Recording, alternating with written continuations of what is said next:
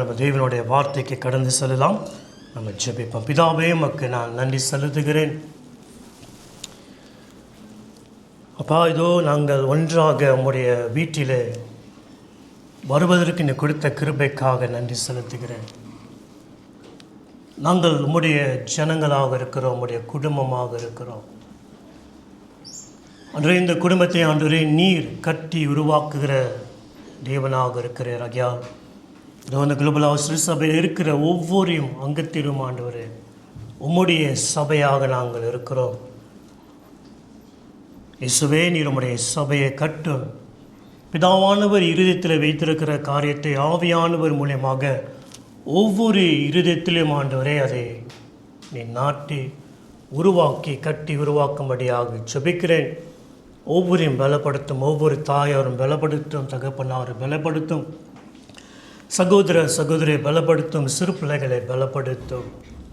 நீர் எங்களை உற்சாகப்படுத்தி பலப்படுத்தி வழி நடத்துகிற தேவனாக இருக்கிறேன். அன்றே உடைய சமூகம் எங்களை தொடர்ந்து ஆளுகை செய்து நடத்துவதாக இயேசுவின் நாமத்திலே ஜெபிக்கிறோம் பிதாவே. ஆமென். ஆமென்.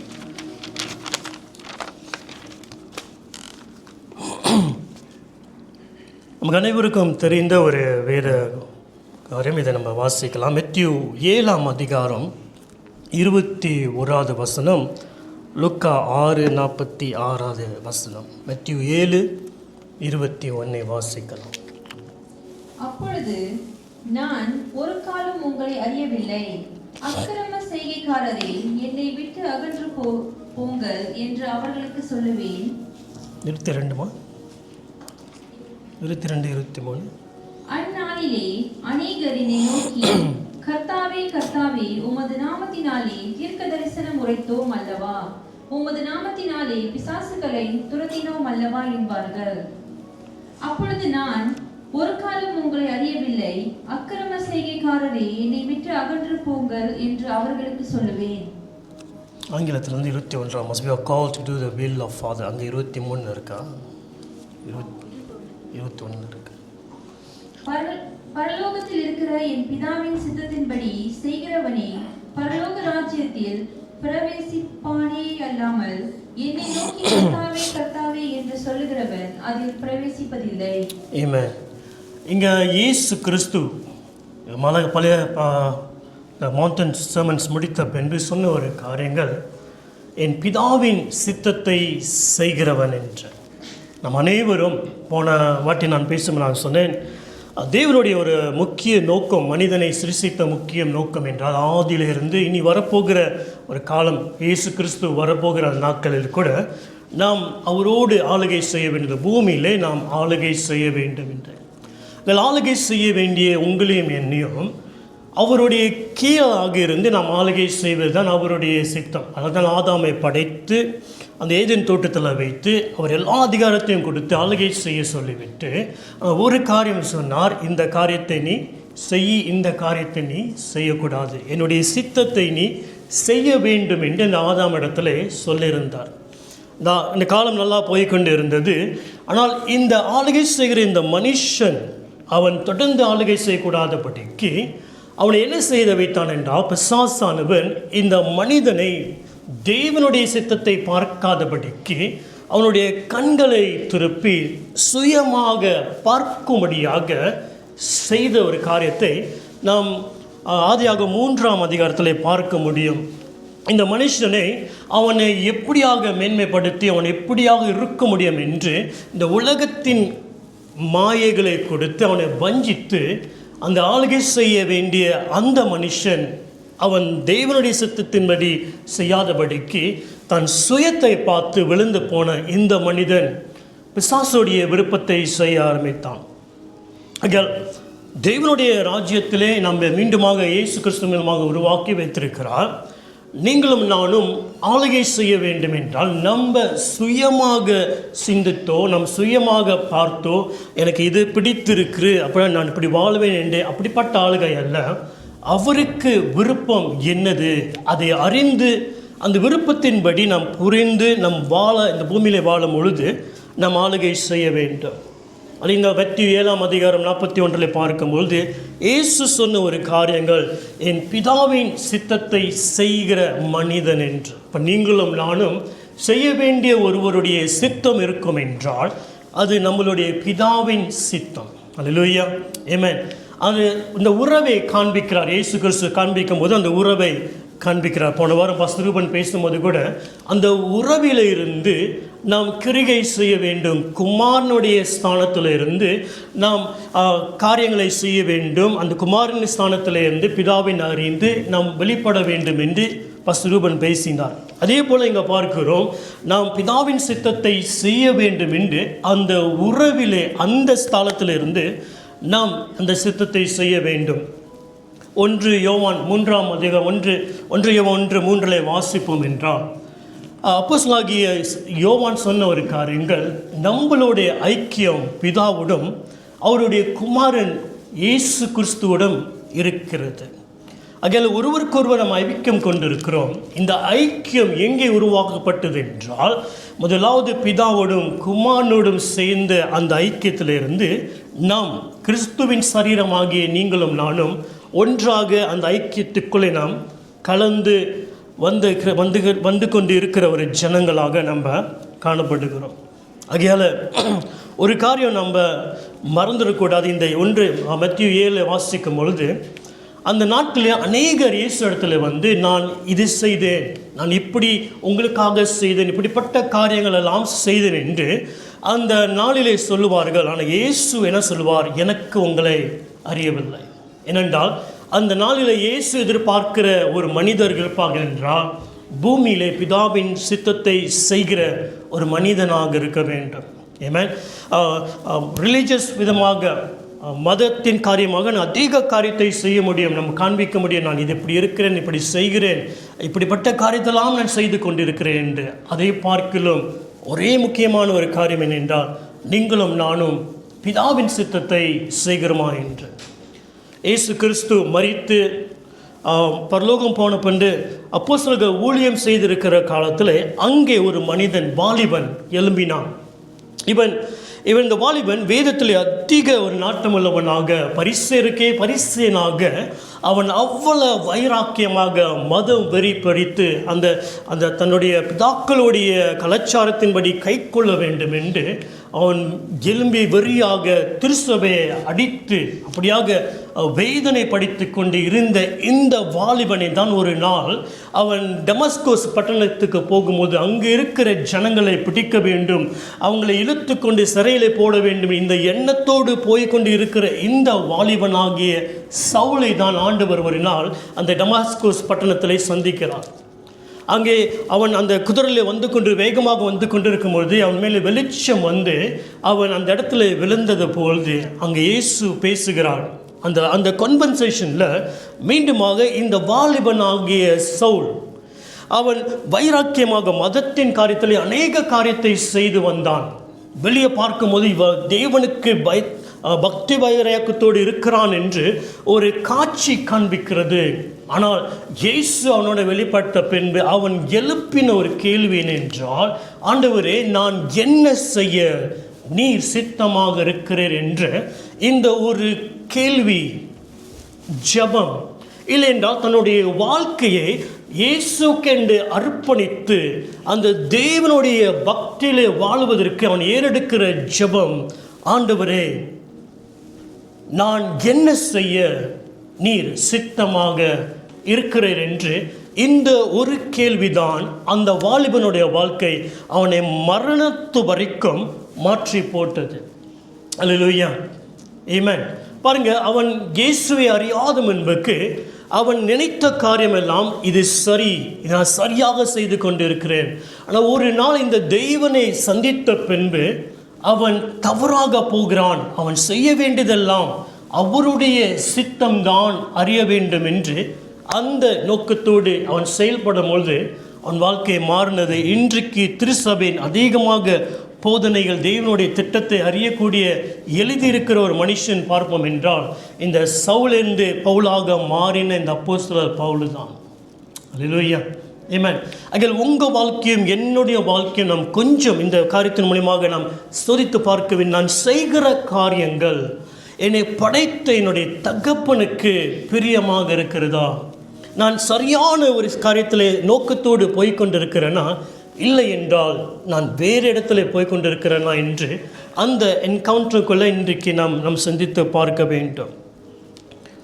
அந்த ஆயத்தம் பண்ணின அந்த இருதயம்தான், அந்த ஆயத்தமான அந்த இருதயத்தோடு தேவனிடத்திலே அவன் சரண்டடைந்த அந்த நிமிடம் இயேசு என்ன செய்தார்? அவனுடைய வாழ்க்கையை வழி நடத்துவதற்கு ஒரு ஆரம்பமாக மாறினது. வாசிக்கலாமா? சங்கீதம் 86 அதிகாரம் 11வது வசனம். Book of Psalms chapter 86 verse 11. கர்த்தாவே, உமது வழியை எனக்கு போதியும், நான் உமது சத்தியத்திலே நடப்பேன். நான் உமது நாமத்திற்கு பயந்திருக்கும்படி என் இருதயத்தை ஒருமுகப்படுத்தும். அங்க சவுல் கேட்டான், Lord, what do you will I should do? நீர் என்ன செய்ய, நான் என்ன செய்ய நீர் சித்தமாக இருந்தீர் என்ற கேள்விக்கும் இங்கே சங்கீதக்காரன் சொல்கிற ஒரு காரியங்கள், teach me your way, O Lord, I will walk in your truth. உம்முடைய வழிகளை எனக்கு காண்பியும். நான் என்ன செய்ய சித்தமாக இருக்கிறேன், உம்முடைய வழிகளை எனக்கு காண்பியும், உம்முடைய காரியத்தை என்னிடத்தில் சொல்லும் என்று ஒரு ஜெபமாக தன்னை அர்ப்பணித்து ஜெபிக்கிற ஒரு ஜெபம். இந்த இருதயத்தின் ஸ்தானத்திலிருந்து தேவன் என்ன செய்கிறார்? அந்த மனுஷனை நடத்துகிற ஒரு இடத்துக்கு போகிறார். இந்த வாலிபன் ஆகிய தானியேல், அவன் அடிமையாக பாபிலோன் தேசத்துக்கு கொண்டு போகப்படுகிறார்கள். ஒரு நாள் வரும் பொழுது இந்த ராஜா இந்த ராஜ கோத்திரத்தில் இருந்த சில வாலிபர்களை எடுத்து ராஜாவுக்கென்று பணி செய்ய வேண்டும் என்று இவர்களுக்கு பயிற்சி கொடுக்கும்படியாக அநேக வாலிபர்களை தேர்ந்தெடுக்கும் பொழுது அதிலே தானியேல் என்ற இந்த ஒரு வாலிபன் அங்கே இருந்தான். நாட்களிலே 3 வருஷம் ராஜாவுடைய போஜனத்தை போஷிக்க வேண்டும். அவன் கொடுக்கிற அந்த வைன், அப்படிப்பட்ட அந்த ஆல்கஹால் காரியத்தை அவன் சாப்பிட வேண்டும், பானம் பண்ண வேண்டும், ராஜாவுடைய சாப்பாடுகளை சாப்பிட வேண்டும். ஆனால் இந்த வாலிபன் சிறு வயதிலிருந்து தேவனுடைய வழிகளை போதித்து நடந்திருந்ததினாலே வேதம் சொல்கிறது, சின்ன பையனே தேவனுடைய நடக்க வேண்டிய வழிகளை கற்றுக்கூட அவன் முதிர் வயது பின்பு அந்த வழியை விட்டு என்ன செய்ய மாட்டான், விலகி போக மாட்டான் என்று. ஆக சிறு வயதிலிருந்து எப்படி சவுல் கமாலியேல் பாதத்தில் சிறு வயதிலிருந்து கற்றது போல இந்த தானியேல் நிச்சயமாக தேவனுடைய வார்த்தையை சிறு வயதிலிருந்து கற்று வந்திருக்கிறான். ஒரு நாள் வரும்பொழுது, அந்த தீர்மானிக்கிற நேரம் வரும்பொழுது அவனுடைய தீர்மானம் எங்கே காணப்பட்டது என்றால், என் தேவனுடைய சித்தத்தை நான் செய்ய வேண்டும் என்று அந்த இடத்திலிருந்து தன்னுடைய தீர்மானத்தை எடுத்தான். ஏன்னா அவனை சுற்றி இருக்கிற அநேக வாலிபர்கள் அவங்களும் தீர்மானம் எடுத்தார்கள் தான். ஆனால் அவங்களுக்கு இது நன்மையாக ருசியாக நல்லா இருக்கிறது என்று அவங்களுடைய சுயத்துக்கென்று தீர்மானம் எடுத்தார்கள். ஆனால் இந்த வாலிபனாகிய தானியேலும் தீர்மானம் எடுத்தான். ஆனால் அவனுடைய தீர்மானம் தேவனை சார்ந்திருந்த தீர்மானமாய் காணப்பட்டது. தானியேல் 1:7 வாசிக்கலாம்.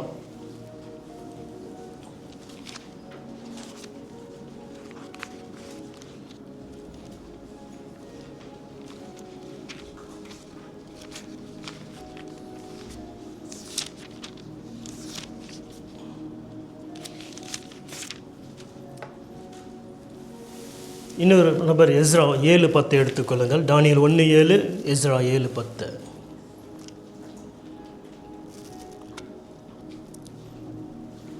பிரதானிகளின் தலைவர் தானியேலுக்கு பெல்தெஷாத்தார் என்றும், அனனியாவுக்கு ஷாத்ராக் என்றும், மிஷாவேலுக்கு மேஷாக் என்றும், அசரியாவுக்கு தானியேல் 1:7. ஓகே, 8 மன்னிக்கணும். தானியேல் 1:8. தானியேல் ராஜாவின் போஜனத்தினாலும் அவர் பானம் பண்ணும் திராட்சை ரசத்தினாலும் நாமத்தினாலும் தன்னை தீட்டுப்படலாகாதென்று தன் இருதயத்தில் தீர்மானம் பண்ணிக்கொண்டு. போதுமா? இங்க வேதம் சொல்லுகிறது, தானியேல் தன்னுடைய இருதயத்தில் தீர்மானம் பண்ணினான். எந்த மனுஷனும் எந்த நபரும் தேவனுடைய சித்தத்தை செய்யும்படியாக அவனை இது பண்ணவில்லை. அவன் தேவனுடைய சித்தத்தை செய்யும்படியாக தன்னுடைய இருதயத்திலே அவன் தீர்மானித்தான். ஆகாப் காலத்திலே அநேக இஸ்ரவேல் ஜனங்கள் இந்த பாகால் என்ற தேவர்களை வணங்கி கொண்டிருந்தார்கள். ஆனால் அந்த காலத்திலே இந்த பாகால் தேவரை வணங்காதபடிக்கு அநேக தீர்க்கதரிசிகள் இருந்தார்கள். அதில் ஒன்று எலியா. இந்த எலியா தன்னுடைய இருதயத்திலே தீர்மானித்து அவன் உறுதியாக நின்றான். அவனுடைய ஜீவன் மரித்தாலும் யாருக்கு வாழ வேண்டும், யாருக்கு மரிக்க வேண்டும் என்றால் யாவே என்ற தேவனுக்கு மாத்திரம்தான் அவன் மரிக்க வேண்டும். அவருக்காக வாழ வேண்டும் என்று அந்த கர்மேல் பர்வதத்திலே அவன் கடைசியாக அந்த அக்னி அனுப்பும் முன்பாக அந்த நேரத்தில் அநேக ஜனங்களை கூப்பிட்டான். அந்த நேரத்தில் அக்னி இறங்காமல் இருந்திருந்தால் அவனை தூக்கி அந்த பலியில் போட்டு எரிச்சிருப்பான். அவன் அன்னைக்கு கோரங்காக இருப்பான். அந்த வைராக்கியமாக அந்த மனுஷன் யாருக்கு நின்றான் என்றால் தேவன் யாவேக்கென்று நின்றான். ஆனால் எப்படி நின்றான்? சுற்றி இருக்கிற ஜனங்களினால் அல்ல, அவன் இருதயத்தில் அவன் தீர்மானம் பண்ணினதுனால. அல்லேலூயா. தேவனுடைய சித்தத்தை செய்கிற தீர்மானம் நம்மளுடைய இருதயத்திலே உண்டாகி இருக்க வேண்டும். எஸ்ரா 7:10 வாசிக்கலாமா? கர்த்தருடைய வேதத்தை ஆராயவும் அதன்படி செய்யவும் இஸ்ரவேலிலே கட்டளைகளையும் நீதி நியாயங்களையும் உபதேசிக்கவும் எஸ்ரா தன் இருதயத்தை பக்குவப்படுத்தியிருந்தான். இங்க பார்க்கிறோம், எஸ்ரா இன்னொரு காரியம் செய்தான், தன்னுடைய இருதயத்தை பக்குவப்படுத்தி இருந்தான். தானியேல் தன்னுடைய இருதயத்தில் தீர்மானித்தான். Ezra is prepare his heart, தன்னுடைய இருதயத்தை ஆயத்தப்படுத்தியிருந்தான். எதற்காக? அவருடைய சித்தத்தை செய்வதற்கு நீங்களும் நானும் நம்மளுடைய இருதயத்தை பக்குவப்படுத்த வேண்டும், ஆயத்தப்படுத்த வேண்டும். நீங்களும் நானும் நம்முடைய இருதயத்திலே தீர்மானிக்க வேண்டும். அப்படி இல்லை என்றால் எல்லாம் சொல்லுவதை போல வேதம் சொல்லுகிறது, தன் நாவாலே என்னிடத்திலே வருகிறார்கள், இருதயமோ தூரமாக இருக்கிறது. நாவாலே நாம் சொல்ல வேண்டும், நீர் என்ன செய்ய சித்தமாக இருக்கிறேன், உடைய வழிகளை எனக்கு காண்பியும் என்று சொல்ல முடியும். ஆனால் இருதயம் அதோடு இணைந்து போகாதபடி இருக்கும். நாம் செய்ய வேண்டிய காரணம், முதலாவது என் இருதயம் நான் அவருடைய சித்தத்துக்கென்று ஆயத்தம் பண்ணின பின்பு இந்த இருதயத்திலேருந்து என் நாவை சொல்ல வேண்டும், தேவரீர் நான் என்ன செய்ய நீ சித்தமாக இருக்கிறேன் என்று உம்முடைய வழிகளை எனக்கு கற்று போதித்தாரலும் என்று நாம் ஜெபிக்க வேண்டும். அல்லேலூயா, ஆமென். ஆகையால் தேவனுடைய அநாதி தீர்மான திட்டம், நீங்களும் நானும் இந்த பூமியிலே ஆளுகை செய்ய வேண்டும். ஆனால் ஆளுகை செய்வதற்கு நம்ம சுயமான காரியத்தை செய்து இந்த பூமியிலே ஆளுகை செய்வதல்ல, அவருடைய சித்தம் என்னதென்று அறிந்து நாம் ஆளுகை செய்ய வேண்டும். அப்படி ஆளுகை செய்ய வேண்டும் என்றால் நீங்களும் நானும் செய்ய வேண்டிய காரியங்கள், நம்மளுடைய இருதயமானது அவருக்கு ஆயத்தமாக அவருக்கு ஏற்ற தீர்மானத்தோடு இந்த இருதயம் இணைந்து போக வேண்டும்.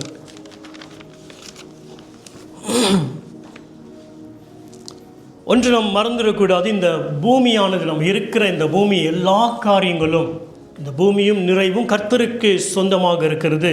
தேவன் படைத்த மனிதனத்தில் கொடுத்தார். இந்த பூமியை படைக்கும் பொழுது வேதத்திலே பார்ப்போம் என்றால், இது பூமியில் இருக்கிற எல்லா காரியமும், கண்களில் பார்க்கிறதோ பார்க்காத காரியங்களோ, இயேசு கிறிஸ்து இல்லாதபடிக்கு ஒன்றும் சிருஷ்டிக்கப்படவில்லை. அல்லேலூயா, ஆமென்.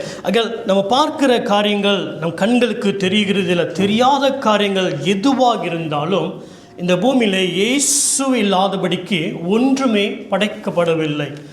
நீங்களும் நானும் தேவனுடைய சித்தத்தை செய்ய அழைக்கப்பட்டிருக்கிறோம். தேவனுடைய சித்தத்தை செய்வதற்கு நாம் தனிமையாக அல்ல, நாம் செய்ய வேண்டிய ஒரு காரியம் என்னென்றால், கிறிஸ்துவோடு இணைந்து நாம் பிதாவின் சித்தத்தை செய்ய வேண்டும். கிறிஸ்து இல்லாதபடிக்கு நான் பிதாவின் சித்தத்தை செய்ய வேண்டும் என்று நினைப்போம் என்றால் நாம் செய்ய முடியாது. அது பிதாவுக்கு பிரியமில்லாத ஒரு காரியங்கள். அல்லேலூயா. என்றால் இயேசு இடத்தோடு நாம் இணைக்கப்பட்டிருக்கிறோம், இயேசு மூலியமாக நாம் ரட்சிக்கப்பட்டிருக்கிறோம். ஆகையால் பிதாவின் சித்தத்தை நாம் செய்ய வேண்டும் என்றால் நாம் கிறிஸ்துவுடனே நாம் என்ன செய்ய வேண்டும்? இணைக்கப்பட வேண்டும். அல்லேலூயா. கிறிஸ்துவுடனே அங்கே ஒரு யூனியன், கிறிஸ்துவுடனே ஒரு ஐக்கியம், தொடர்பு இருக்க வேண்டும். அந்த ஐக்கியம் தொடர்பு இல்லாதபடிக்கு நாம் தேவனுடைய சித்தத்தை செய்வோம் என்று நினைப்போம் என்றால் அது தேவனுக்கு அடுத்த காரியமாக இருக்காது. ஏனென்றால் இந்த பூமியிலே வந்து பிறந்து பூர்ணமான பிதாவின் சித்தத்தை செய்ய ஒரு மனிதன் இருப்பார் என்றால் அது ஆண்டவராகிய இயேசு கிறிஸ்து மாத்திரம்தான். அல்லேலூயா. அவர் மாத்திரம்தான் பிதாவின் சித்தத்தை அறிந்து அந்த சித்தத்துக்கு பூர்ணமாக தன்னுடைய வாழ்க்கையை ஒப்பு கொடுத்து இந்த பூமியிலே செய்து முடித்தவராக இருக்கிறார். ஆகையால் அதே சித்தத்தை நீங்களும் நானும் செய்ய வேண்டும் என்றால் அந்த உறவுக்குள்ளே வர வேண்டும். அந்த உறவிலே நீங்களும் நானும் கிறிஸ்துவுடன் என்ன செய்ய வேண்டும்? இணைக்கப்பட வேண்டும். ஆமென்.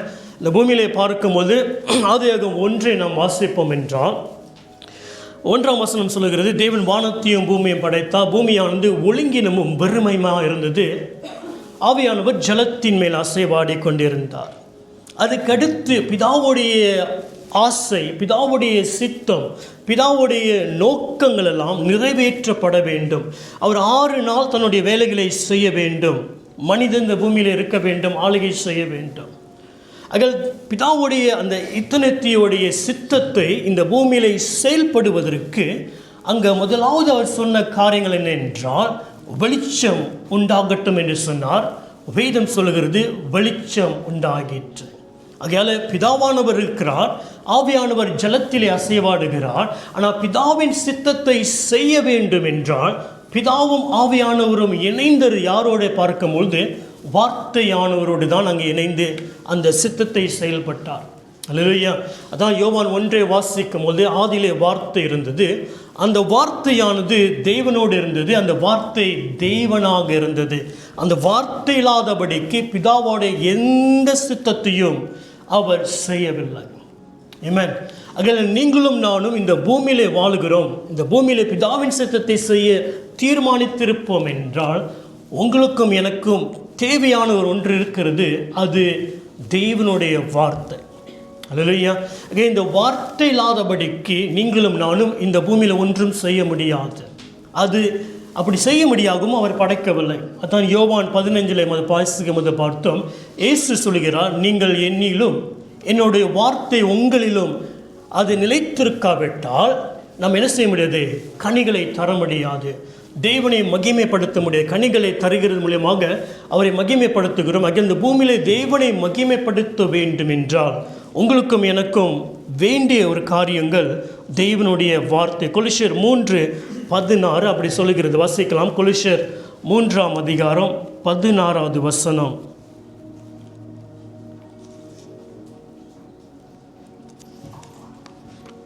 கிறிஸ்துவின் வசனம் உங்களுக்குள்ளே சகல ஞானத்தோடும் பரிபூர்ண வாசமாயிருப்பதாக, சங்கீதங்களினாலும் கீர்த்தனைகளினாலும் ஞான பாட்டுகளினாலும் ஒருவருக்கொருவர் போதித்து புத்தி சொல்லிக் கொண்டு உங்கள் இருதயத்திலே கர்த்தரை பக்தியுடன் பாடி.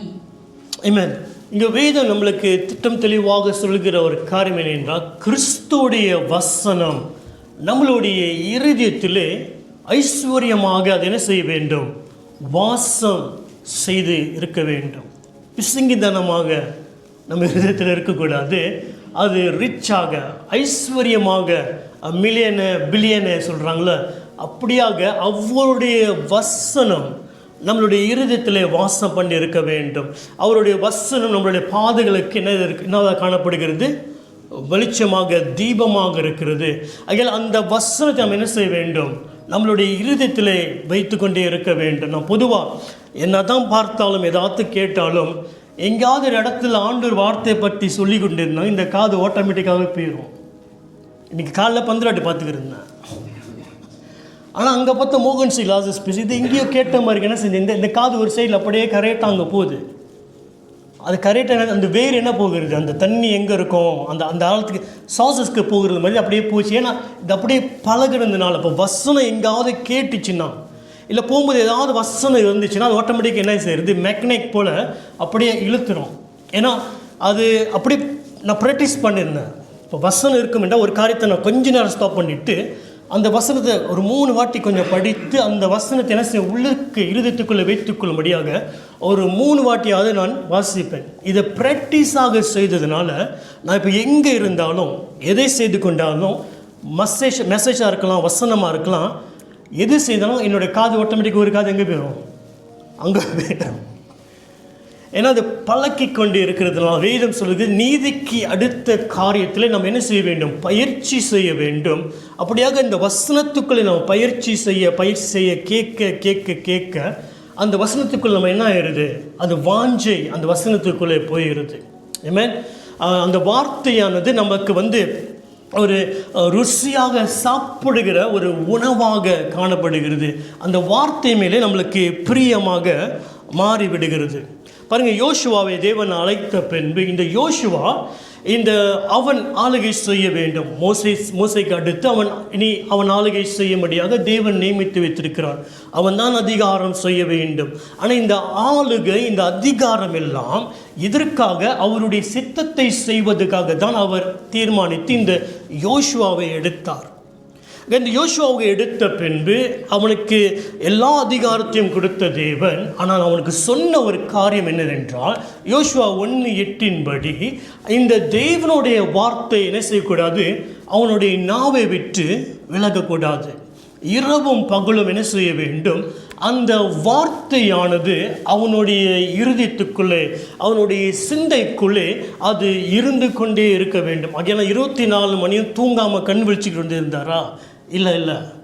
இப்போ ஜனங்க கரெக்டாக எப்படி போதிக்கிறாங்கள் என்றால், நம்ம ஏதாவது செய்து கொண்டு இருக்கும்போது நம்மளுடைய யோசனை கூட என்ன செய்கிறது, சில நேரத்தில் ஒரு காரியத்தை யோசிக்கிறது. இங்கே வேலை செஞ்சுக்கிட்டு இருக்கோம், ஆனால் சில நேரத்தில் என்ன செய்கிறது, இந்த யோசனை நமக்கு தெரியாதபடிக்கு ஒரு இடத்துக்கு போயிட்டு திருப்பி வந்துடும். ஆமாம் தானே? இப்போ ஃபுட்பால் சீசனாக எது வேலை செஞ்சு இருக்கும்போது அங்கே இப்போ மெஸ்ஸி நீ கோல் அடிச்சிருக்காருலாம், அப்படி கொஞ்ச நாள் போயிட்டு வந்துடும். இந்த யோசனை ட்ராவல் பண்ண முடிகிறது. நம்ம வேலை செஞ்சு கொண்டு இருக்கும்போது மித்தவங்க நம்மளை பற்றி ஏதாவது தப்பாக சொல்லிட்டாங்களோ, அவங்கள பற்றி என்னடா இப்படி பேசியிருக்காங்க என்னைய, ஆனால் இங்கே சமைச்சிக்கிட்டு இருக்கலாம், கோழி வெட்டிக்கிட்டு இருக்கலாம், ஆனால் இப்படி பேசுனாங்களே. அப்போ நம்ம எண்ணங்களாம் எதை ப்ராக்டிஸ் பண்ணிக்கிறது, ஒரு காரியத்தை யோசிக்குது, இப்படி பற்றி பேசிட்டாங்களே, இப்படி செஞ்சிட்டாங்கன்னு. அதே காரியம் தான் நம்ம ஏதாவது கவலையாக இருக்கும்போது அந்த கவலையை குறித்து நம்ம யோசிக்கிறோம். அப்போ என்ன சொல்கிறாங்க, அதே போல தான் இப்படிலாம் நம்மளால் யோசிக்க முடியும் என்றால், அதே தான் என்ன செய்கிறோம், தேவனுடைய வார்த்தை எடுத்து வைத்து நாம் தேவனுடைய காரியத்தை குறித்து நம்ம யோசிக்க வேண்டும். ஒரு போதகர் ஏதாவது கற்றுக் கொடுத்தாங்கள் என்றால், இல்லை செய்தியை கேட்டிருப்பீங்கள் என்றால், எப்படி இந்த செய்தியை சொல்லுகிறாங்க, எந்த நோக்கத்தோடு சொல்லியிருப்பாங்க என்று அப்படிப்பட்ட ஒரு சேஞ்சஸ் நம்மளுடைய யோசனைக்குள்ளே கொண்டு வர முடியும். அக்கால் இந்த யோசுவா என்ன செய்திருக்க வேண்டும், இந்த மோசையோடு இருந்த இந்த வாலிபன் மீண்டும் வாலிபன் தான் பார்க்கிறோம். ஏனென்றால் இவன் வாலிப காலத்திலேருந்து யோசுவா மலைக்கு ஏறும் பொழுது இவன் என்ன செய்வான், அந்த தெபினெக்கல் அந்த கூடாரத்தின் கீழே காத்திருந்து யோசுவா மோசே தேவனோடு சம்பாசித்த பின்பு வரும் பொழுது வேதம் சொல்கிறது, இந்த வாலிபனாகிய யோசுவா அந்த இடத்துல அவன் என்ன செய்வான், தேவனுடைய பிரசனத்திலே தனித்து நிற்கிற ஒரு மனிதன். தேவனோடு சம்பாசிக்கிற காரியத்தை கேட்டிருப்பானா, என்னுடைய எண்ணம் மேபி கேட்டிருக்கலாம். ஆனால் அவன் தேவனுடைய பிரசனத்தில் இருந்து இவர் என்ன பேசியிருந்தார், இப்படிப்பட்ட காரியத்தெல்லாம் யோசித்து வந்த இந்த யோசுவாவிடத்தான் ஆண்டவர் சொல்லுகிறார், மோசே இடத்துல சொன்ன கற்றுக் கொடுத்த இந்த காரியங்கள் என்ன செய்யக்கூடாது, நீ விட்டு விலகக்கூடாது. அங்கே யோசுவோட வாழ்க்கையில் என்ன இருந்திருக்கும், இதை குறித்து நேரம் இருக்கும் பொழுதெல்லாம் அவன் என்ன செய்கிறான், சிந்தித்து கொண்டே இருக்கிறான். அதுதான் நீதிமொழி சொல்லுகிறது, நீ அமரும் பொழுதும் நிற்கும் பொழுதும் நீ எதை செய்யும் பொழுது என்ன செய்கிறது, தேவனுடைய வார்த்தை குறித்து நீ பேசிக்கொண்டு இரு. இந்த வசனத்தை வைத்து நம்ம ப்ராக்டிஸ் பண்ண ஆரம்பிப்போம் என்றால், இப்படி வார்த்தை சொல்லியிருக்க ஏன் நான் செய்யக்கூடாது என்று நம்ம உட்காரும் பொழுது தேவ வார்த்தை, நான் நிற்கும் போது தேவ வார்த்தை, இதை ப்ராக்டிஸ் பண்ண அதுக்குள்ளே நம்ம என்ன ஆயிரும், ஒரு ஒரு ஒரு ஹேபிட்டாக மாற முடியும். ஆமென். ஆகையால் தேவனுடைய வார்த்தை நம்மளுடைய எண்ணத்திலே, நம்மளுடைய இருதயத்திலே அது என்ன செய்ய வேண்டும், அது நிறைவாக இருக்க வேண்டும். அது இப்படி நிறைவாக இருக்கும் பொழுது தான் அந்த வசனம் நம்மளுக்கு என்ன செய்கிறது, தேவனுடைய சித்தத்தை செய்வதற்கு நம்மளுக்கு உதவியாக இருக்கிறது. அல்லேலூயா. நம்ம சொந்த பலத்தினால் அல்ல, கிறிஸ்துவாகிய அந்த மெய்யான திராட்சை செடியோடு நாம் படர்ந்திருக்கும் பொழுது, இணைந்திருக்கும் போது, யூனியனாக இருக்கும் பொழுது அவருடைய சாரம் பிதாவின் சித்தத்தை செய்வதற்கு நமக்கு கிருபையாக பலன் தருகிறது. அல்லேலூயா, ஆமென். ஆகையால தொடர்ந்து நாம் சொல்லலாம். இந்த சரீரமானது கிறிஸ்துவும் நம்மளும் ஒன்றாக இணைந்து இருக்கிற ஒரு சரீரத்தை போல காணப்படுகிறது. சபையானது கிறிஸ்துவுடனே இணைக்கப்பட்ட ஒரு மணவாளனும் மணவாட்டியும் காணப்படுகிறது. அலாம் உட்காந்துருக்க யோசனை அடிச்சிருப்பேன் இல்லை, அலாம் தான்.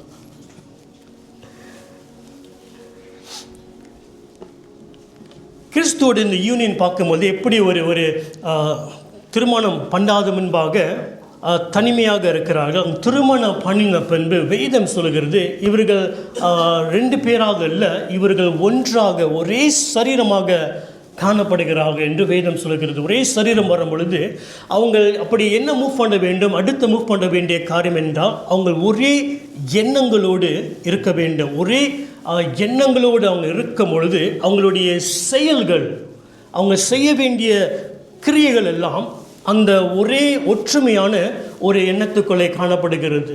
ஆக இயேசு கிறிஸ்து நம்முடைய சபையின் அவர் தலைவராக இருக்கிறார். நம்ம சபையின் தலைக்கு நம்ம என்ன செய்கிறோம், சரீரமாக இருக்கிறோம்.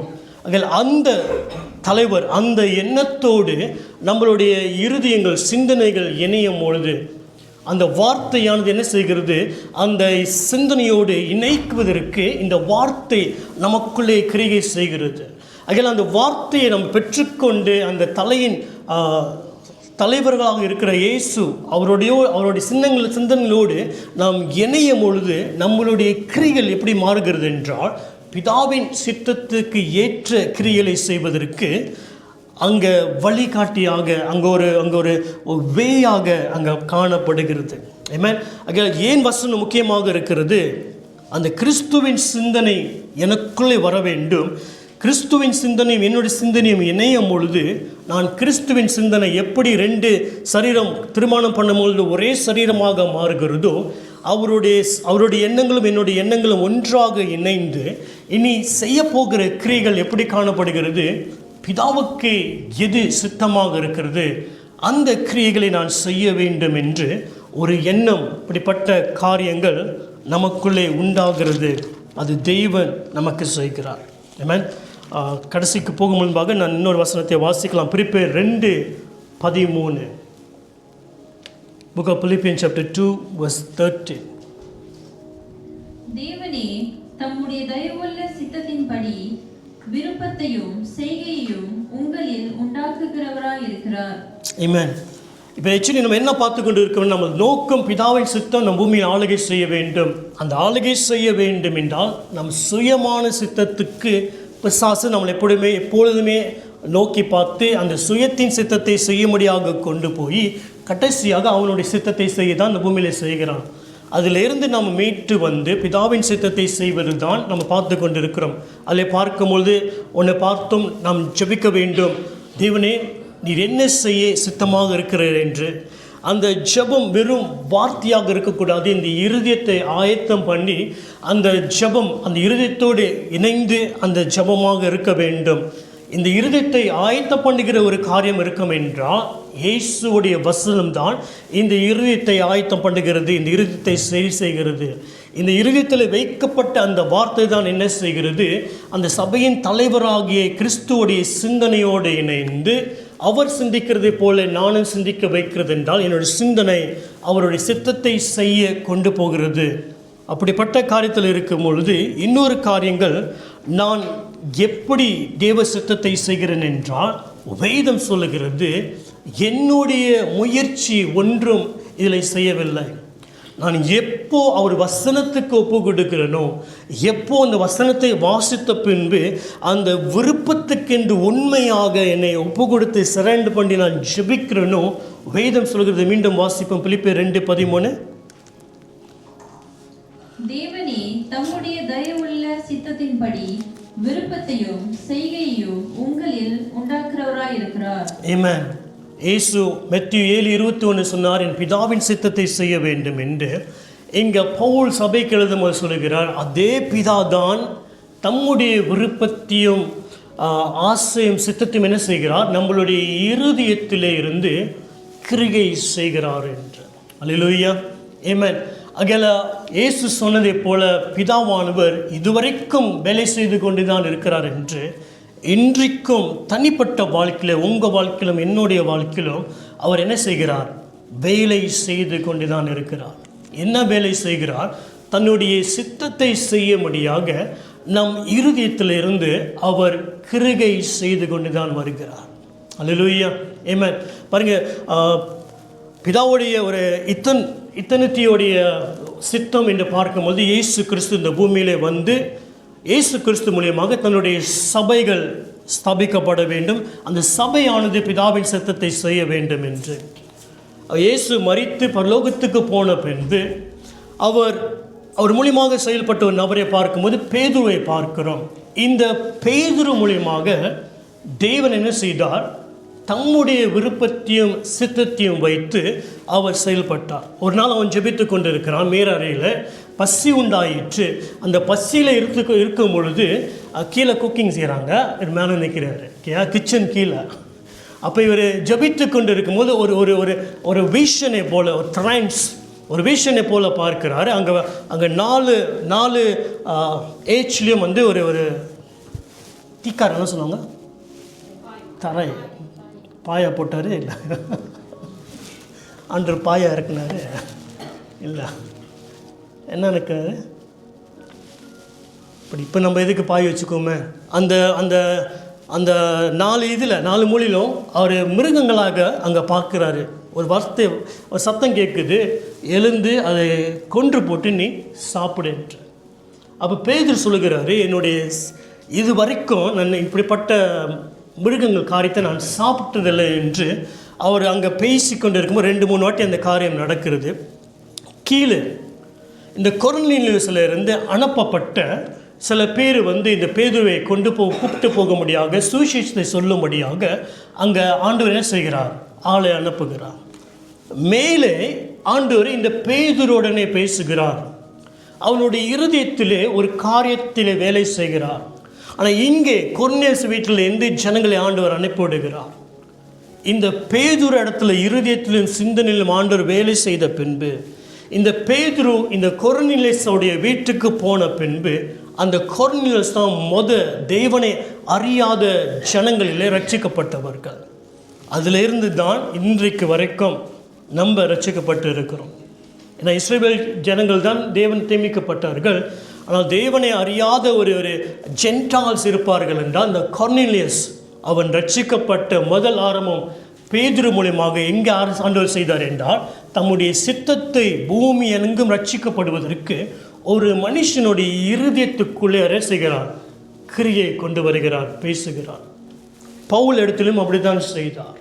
இந்த பவுல் இடத்திலும் தேவனுடைய சித்தத்தையும் விருப்பத்தையும் வாஞ்சியும் இந்த பவுலோடனே தேவன் கிரியை செய்து அவர் மிஷனரியாக ஒவ்வொரு இடத்துலையும் போய் ஜனங்கள் சுவிசேஷத்தை சொல்லி அந்த ஸ்தாபித்து வந்தார். அல்லேலூயா. இந்த இருதயத்துக்கு ஏற்ற தேவன் கிரியை செய்ய போகிற ஒவ்வொரு பயணத்தில் போகும் பொழுது ஆவியானவர், பிதாவின் சித்தம் இல்லை என்றால் அந்த இடத்துக்கு போக முடியாதபடிக்கு ஆவியானவர் தடை செய்கிறதை இந்த பவுல் அறிந்திருந்ததை வேதத்தில் பார்க்க முடிகிறது. அப்போ எப்படி இந்த பூமியிலே அவருடைய சித்தத்தை இந்த பவுல் செய்து வந்தார், பேதுரு செய்து வந்தார் என்றால், பரிசுத்த ஆவியானவர் தன்னுடைய இருதயத்திலே வாஞ்சியும் விருப்பத்தையும் செய்வதற்கு இந்த 2 நபர்களும் விட்டார்கள். ஆவியானவர் விருப்பத்தின்படி செய்து வரும் பொழுது, சில கட்டங்கள் வரும்பொழுது ஆவியானவர் செய்த காரியத்தை இவர்களாலே உணர முடிந்தது. அல்லேலூயா. அகலே அந்த ஸ்தானத்தில் வரும் பொழுது அவங்களுக்கு தெரியுது, இது பிதாவின் சித்தம் அல்ல, பிதாவின் சித்தம் வேறு என்று. ஆமென். அகலே இந்த பூமியிலே நீங்களும் நானும் பிதாவின் சித்தத்தை செய்ய தேவன் அழைத்திருக்கிறார். ஆனால் நம்ம தனிமையாக எந்த இடத்திலும் விடவில்லை. அதான் சொன்னார், உங்களுக்கு ஒரு தேற்றவாளனை அனுப்புவேன், அவர் நான் விரும்புகிற காரியத்தை என்ன செய்வார், உங்களுக்கு சொல்லுவார் என்று. அல்லேலூயா. ஆகையால் நம்ம செய்ய வேண்டிய ஒரு காரியங்கள், தேவ வசனம் நம் இருதயத்தில் அதிகமாக இருக்க வேண்டும். அது நமக்குள்ளே கிரியை செய்ய வேண்டும். நமக்காக அனுப்பப்பட்ட தேற்றவாளனோடு உறவு சரியாக நாம் இருக்க வேண்டும். அந்த உறவிலே அவர் பேசுகிற சத்தத்துக்கு நீங்களும் நானும் செவி சாய்த்து இருக்க வேண்டும். அல்லேலூயா. நான் முடிக்க விரும்புகிறேன். கடைசியாக இந்த காரியத்தை உங்களுக்கு பேச விரும்புகிறேன். பழைய ஏற்பாடில் ஒரு இடத்துல பார்ப்போம் என்றால், இந்த ஒரு தீர்க்கதரிசி ஒரு ராஜாவை சந்திக்கும்படியாக தேவன் சொல்லுவார். அந்த ராஜா இடத்துல போய் அந்த ராஜாவை கண்டிக்கும்படியாக அனுப்புவார். தீர்க்கதரிசி பேர் அம்சாவை எனக்கு ஞாபகம் இல்லை. இந்த ராஜா இடத்துல போய் அவர் சொல்லுவார், நீ ராஜா இடத்துல போயிட்டு அந்த இடத்துல அந்த ராஜாவை வார்னிங் கொடுத்துட்டு மீண்டுமாக நீ என்ன செய்ய வேண்டும், திரும்பி வீட்டுக்கு போயிட வேண்டும், எங்கேயும் இருக்கக்கூடாது, எந்த உணவும் சாப்பிடக்கூடாது என்று. இந்த வாலிபனாக இந்த தீர்க்கதரிசி தேவனுடைய சத்தத்தை கேட்டான். தேவன் தன்னோடு பேசின அந்த சத்தத்தை இவன் கேட்டான். ஏன்னா இவனுக்கும் தேவனுக்கும் அந்த உறவு இருந்தது. ஆக அந்த சத்தத்தை கேட்டு இந்த வாலிபன் சரியாக ராஜா இடத்துல வந்து ராஜா கிட்ட பேசும்பொழுது, ராஜா எதிர்த்து வரும் பொழுது தேவன் இவன் சார்பில் இருந்து தேவனுடைய கிரியை செய்தார். மீண்டுமாக தேவ சித்தத்தை முடித்து வீடு திரும்பும் பொழுது இன்னொரு தீர்க்கதரிசி, அவன் முதிர் வயது உள்ளவன், ஆனால் தீர்க்கதரிசியிலிருந்து அவன் விழுந்து போன ஒரு தீர்க்கதரிசி என்று சொல்ல முடியும். அவன் இந்த காரியத்தை கேட்ட பின்பு அவன் என்ன செய்கிறான், திட்டமிடுகிறான். இந்த சிறு வயதாக இருக்கிற இந்த தீர்க்கதரிசியை தன் வீட்டுக்கு கூப்பிட வேண்டும், உணவு கொடுக்க வேண்டும் என்று அவனை வஞ்சித்து பேசும்படியாக என்ன செய்தான், அவன் இடத்துல வந்து இவன் இடத்துல பேசுகிறான். அவன் இந்த வாலிபனாக தீர்க்கதரிசி ஒரு இடத்துல அமர்ந்திருக்கும் பொழுது அவன் கேட்குறான், இல்லை வீட்டுக்கு வா நீ சாப்பிட. அவன் சொல்ல, இல்லை ஆண்டவர் அனுப்புனார். இவன் சரியாக தேவன் சத்தத்தை கேட்டான், ஆண்டவரை அனுப்பினார், இதை செஞ்சார், மீண்டுமாக என்னை அனுப்பி சாப்பிடக்கூடாது, எங்கே போகக்கூடாது, மீண்டுமாக என்னோட வீட்டுக்கு போக வேண்டும் என்று சொன்னான். அப்போ இவன் சொன்னான், இல்லை நானும் ஒரு தீர்க்கதரிசி தான், இப்போ தான் ஆண்டவர் சொன்னார், நீ போய் அவனை சந்தி, அவனை கூப்பிட்டு வந்து நீ உணவு கொடு என்று.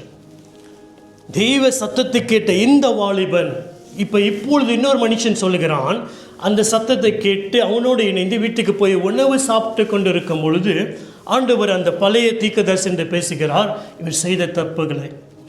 அதெல்லாம் அந்த தப்பை கேட்ட பின்பு பயணத்தில் போகும்போது சிங்கமான தலைவன் அடித்து சாகடித்து விடும்.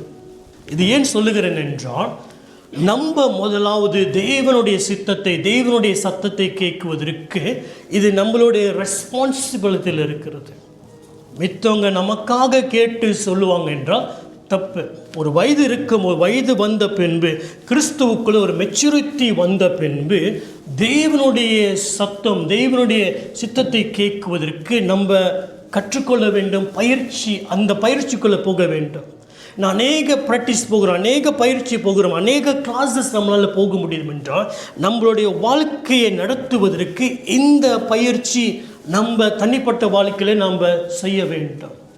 தேவன் நம்மளோடு பேசுகிற அந்த உறவுக்குள்ளே நம் அநீதின வாழ்க்கைக்குள்ளே வர வேண்டும். ஒரு இடத்துல வந்த பின்பு நமக்கு தெரியும், இது தேவன் பேசினார், இது தேவன் பேசவில்லை. யாரு பேசாத முன்பாக தேவன் இந்த காரியத்தை நமக்கு பேசி விடுவார். மித்தவங்க வந்து ஒரு கன்ஃபர்மேஷனாக இருக்க முடியும். அகையில தெய்வ சத்தத்தை கேட்குவதற்கு பெரிய பொறுப்பு நம்மளுடைய வாழ்க்கையில் இருக்கிறது. நம்ம தான் அதுக்கு ரெஸ்பான்சிபிலிட்டியாக இருக்கிறோம். அப்போஸ்தலனாகிய பவுல் பெரிய ஒரு டீச்சராக இருக்கிறார். இந்த பேரின் பட்டணத்தில் போய் ஆண்டவர் காரியத்தில் வேதத்தில் இருந்து தான் பேசுகிறார். ஆனால் அங்கே இருந்த ஜனங்கள் வேதம் சொல்லுகிறது, இவர் பேசினது வேதத்தின்படி இருக்கிறதா என்று அவங்களே சொந்தமாக ரெஸ்பான்சிபிளை எடுத்து இது தேவன் பேசினதா இல்லையா என்று அவங்க ஆராய்ந்து பார்த்தார்கள்.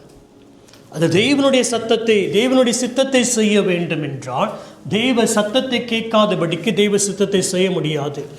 நோவா தேவனுடைய சத்தத்தை கேட்டான், தெய்வ சித்தத்தை செய்தான். ஆபிரகாம் தேவனுடைய சத்தத்தை கேட்டான், தேவனுடைய சித்தத்தை செய்தான். நீங்களும் நானும் இந்த பூமியில் பிதாவின் சித்தத்தை செய்யும்படியாக அழைக்கப்பட்டிருக்கிறோம். ஆகையால் பிதாவினுடைய சத்தத்தை கேட்கிற பிள்ளைகளாக நாம் வளர வேண்டும் என்றால் நீங்களும் நானும் பயிற்சி செய்ய வேண்டும். அந்த பயிற்சிக்கு முதல் காரியம் என்னென்றால் இந்த வேதத்தை வாசிக்க வேண்டும், அது மேலே பிரியமாக இருக்க வேண்டும். ஏனென்றால் இது வார்த்தையானவர் இயேசுதான். இந்த வார்த்தையோடு நம்ம இணையும் பொழுது இயேசுவோடு நம்ம இணைகிறோம். இயேசுவோடு இணையும் பொழுது பிதாவானவர் என்ன செய்கிறார்? குமாரன் மூலியமாக அவர் சத்தத்தை கேட்குவதற்கு நமக்கு கற்றுக் கொடுக்கிறார். லகுவாக மாறுகிறது. இந்த குமாரனுடைய சத்தத்தை கேட்கும் பொழுது ஆவியானவர் நமக்கு துணையாக இருந்து ஆவியானவர் நம்மளை வழி நடத்துவார். ஆமென், அல்லேலூயா. ஆகையால் அவங்க பேசினாங்க, இவங்க பேசினாங்க இல்லை, பொறுப்பு நம்மளுடைய பொறுப்பு. தேவன் இடத்தில் என்ன பேசுகிறார் என்று நான் சரியாக கேட்க வேண்டும். அதை கேட்ட பின்பு விட்டு யாவரும் நான் வஞ்சித்து போகாதபடிக்கு நான் கவனமாக இருக்க வேண்டும். ஆதாம் இடத்துல தேவன் பேசினார். ஆனால் இந்த ஆதாம் மற்றபடி தேவனுடைய சத்தத்தை கேட்ட இதே ஆதாம் தான் ஏவாள் வரும்பொழுது ஏவாளுக்கு இடம் கொடுத்து வஞ்சித்து போனான். ஆண்டவர் கடிந்து கொள்ளும் பொழுது ஆதாமை கடிந்து கொண்டார். விசாரிக்கும் பொழுது ஆதாம் இடத்துல கேட்டார். ஆக நம்ம தேவனுடைய சத்தத்தை கேட்குவதற்கு நம்ம பொறுப்புள்ளவர்களாக இருக்கிறோம். அந்த பொறுப்பில் நீங்களும் நானும் கவனமாக இருக்க வேண்டும். ஏனென்றால் ஒரு நாள் நம்ம அவர் முன்னுக்கு நிற்கும் பொழுது நம்மளை பார்த்து கேட்க வர கேள்வி என்னென்றால், நாம் பிதாவின் சித்தத்தை செய்துமா என்று தான் கேள்வி எழும்புகிறோம். அல்லேலூயா, ஆமென். அவர் சித்தத்தை செய்தவர்களாக இந்த நாள் பிரிந்து போகும் பொழுது அவரை பார்க்கும் பொழுது மகிழ்ச்சியாக, நீர் எனக்கு செய்த காரியத்தை நான் முடித்து விட்டேன் என்று நாம் சொல்ல முடியும். சந்தோஷமாக அவருடைய முகத்தை பார்க்க முடியும். ஆமென். யாருமே நம்மளை வஞ்சித்து விடாதபடிக்கு, இல்லை தவறான போதகம் நம்மளை வஞ்சித்து விடாதபடிக்கு நம்ம கவனமாக எச்சரிக்கையாக இருக்கிறதற்கு இந்த வேதம் நமக்கு முக்கியமாக இருக்கிறது. அல்லேலூயா. வேதத்தை வாசிப்போம், இதில் தியானிப்போம். ஆண்டவர் நிச்சயமாக நம்மளோடு பேசுவார், நம்மளை வழி நடத்துவார். ஆமென். அவர் எழுந்து நிற்கலாம், ஜெபித்து முடிப்போம்.